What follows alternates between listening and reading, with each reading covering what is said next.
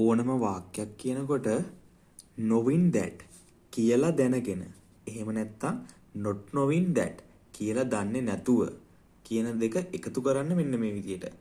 ඇයට මහන්සි කියලා දැනගෙන ඇයට මහන්සි කියලා දැනගෙන මම ඇයට බාධා කළේ නැහැ. ඇයට මහන්සි කියලා දැනගෙන knowing that she was tired I didn't disturb her. ඇයට මහන්සි කියලා දැනගෙන මම ඇයට බාධා කළේ නැහැ.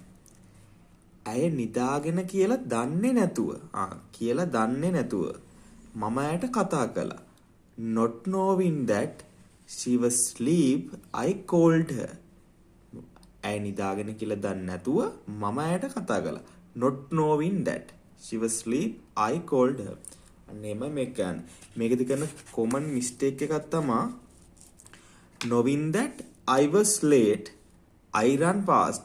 knowing that මම පරක් වුණා කියලා දැනගෙන මම දුවනවා කියන එක. දැන් මෙතන was කියලා තියෙන අතීත කාලෙන් තියෙන්නේ.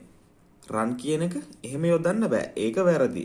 හරි විදිහට තියෙන්න ඕනේ. කියන්නේ keep the tense consistent. අනුකූලව tense එක තියෙන්න ඕන. knowing that I was late I ran fast. මම දිව්වා. අන්න ඒ විදිහට තියෙන්න ඕන.